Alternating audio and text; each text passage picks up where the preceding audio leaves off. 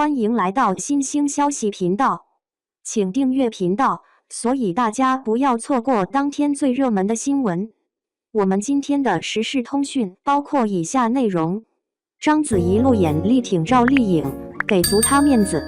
大花的体面全靠修炼；预热许久的酱园弄终于和大家见面了。不出所料，9980一道工序做了一盘凉菜。赵丽颖就成了其中的冤大头，被第一个拱火出来抗住群嘲。时也，运也，赵丽颖这次参演酱园弄，实属时机不好。她和杨幂两大85花分饰配角，本就少不了一番比较，粉丝的音量就占据重要舆论的。偏不巧在这之前，她被曝光了和导演赵德胤的恋情，双方一直沉默，绯闻人尽皆知。好不容易赵姐开麦回应，一句算你 M 又让她陷入个人素质危机，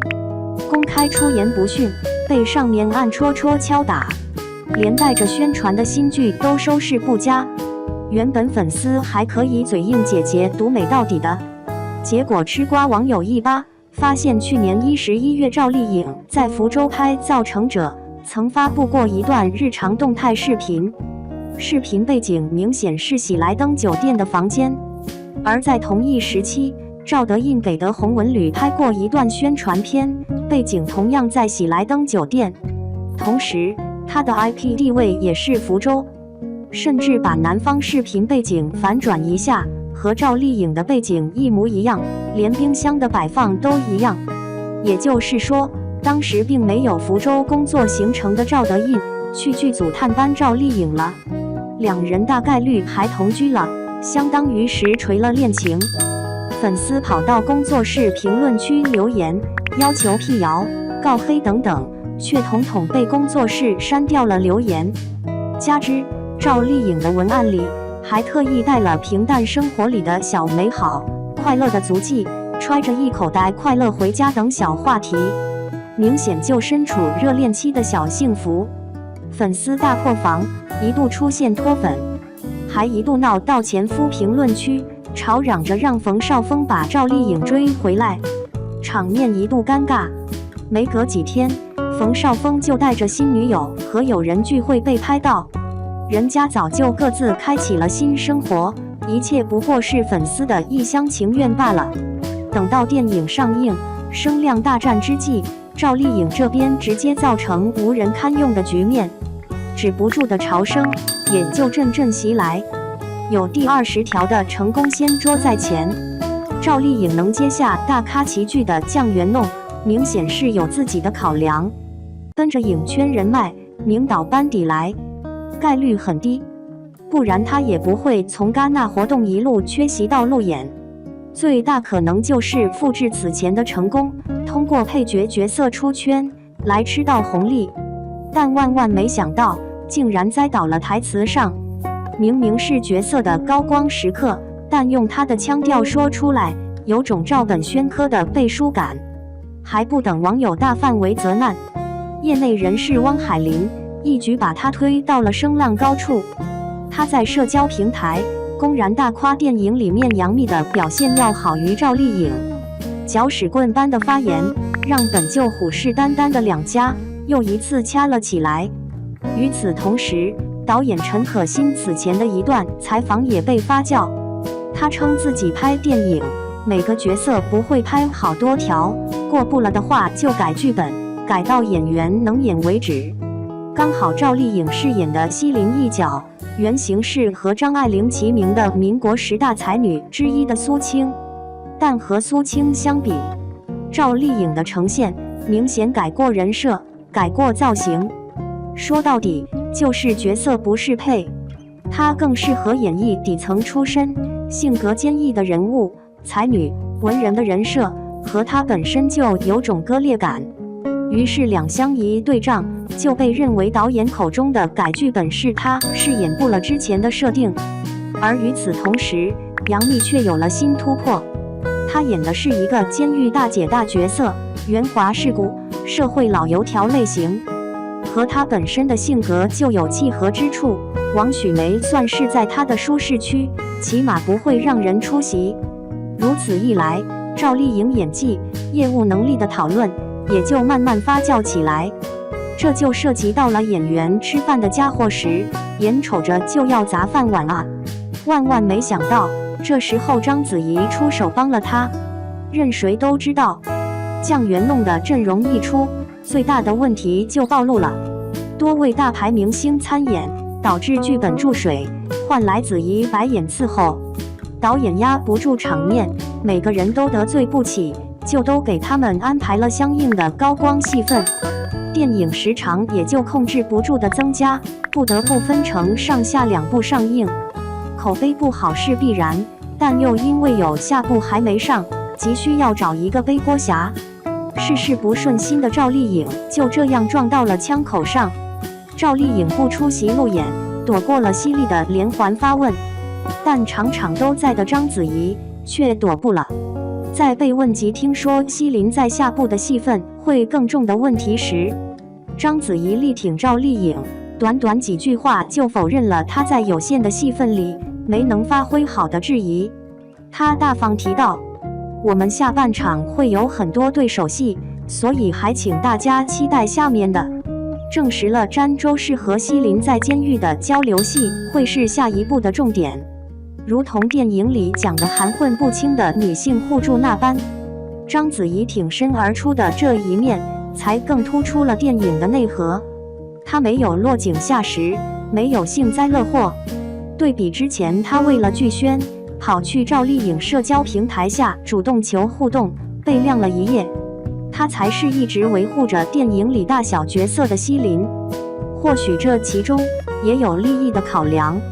毕竟上部口碑崩盘，那下部路人缘只会更加稀烂。但放在年轻时他处事的盛气凌人，坏了他的好事只会吃不了兜着走。如今时移世易，他也修炼出了大花格局。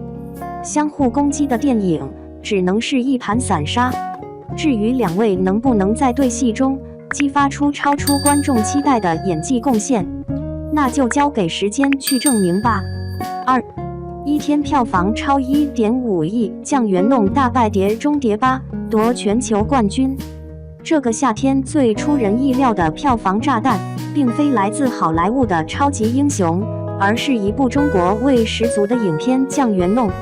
它以不可思议的姿态击败了本该所向披靡的《碟中谍8》，让整个行业不得不暂停忙碌，重新审视影院观众究竟在追求什么。说实话，酱园弄的亮相确实够狠，首日票房超1.5亿，直接登顶全球票房冠军。这成绩放出来，整个电影圈都惊掉下巴了。一部讲述民国最尸案的文艺片，怎么就干翻了阿汤哥的终极特工秀？从清末民初延续至今的民国4大奇案之一杀夫碎尸案，本身就自带话题磁场。当它在荧幕上重新被打开时，瞬间就把我们从爆米花电影里拖回了一个沉重的年代。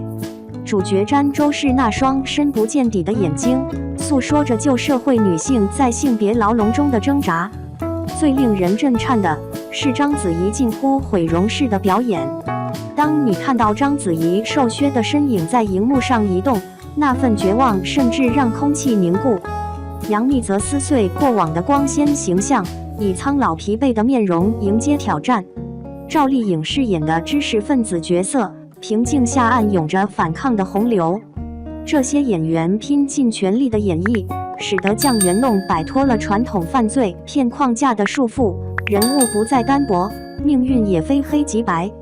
电影不是教科书，无法事无巨细地刻画整个历史图景。可陈可辛却另辟蹊径，他通过多线交织的叙事结构，让一桩命案折射出社会的光怪陆离，不同人物视角中的矛盾真相，巧妙拼凑出当时的社会裂痕。詹周氏每一次无声的回眸，每一次命运的妥协，都在默默发问：在那个礼教至上的时代，底层女性的自主权到底在哪里？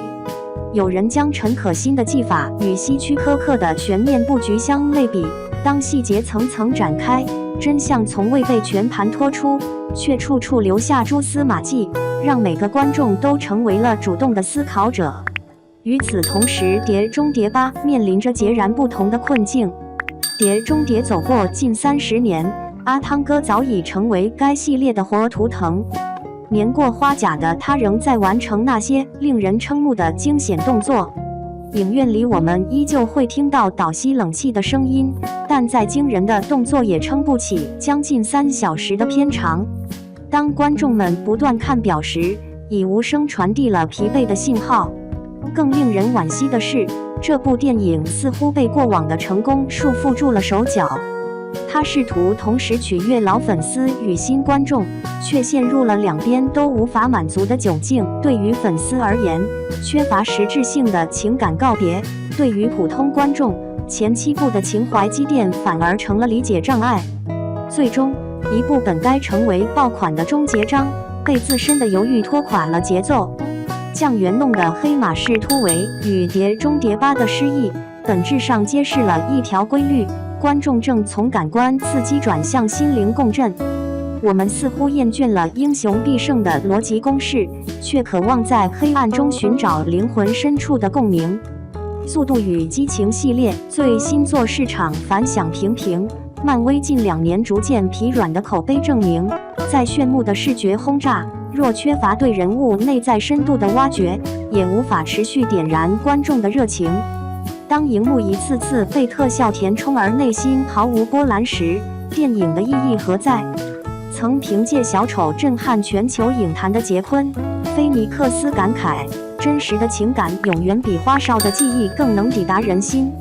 这恰恰点破观众真正的渴求。在日益同质化的大制作中，我们并非拒绝娱乐，而是渴望被触动、被理解、被唤醒。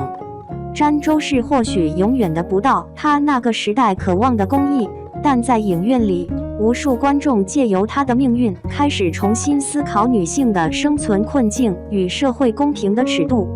一部好电影的价值绝非仅体现为票房数字，它总能让观众在走出黑暗影厅后，仍然看到世界不同切面间的隐秘关联。真正优秀的电影人将重新认识观众的精神地图，他们渴望看到的不仅是精彩故事，而是人性在困境中的挣扎微光。当荧幕上那些被遗忘的灵魂真实而有力地苏醒过来时，电影就不再是简单的消费商品，它成了一道照亮世道人心的微光。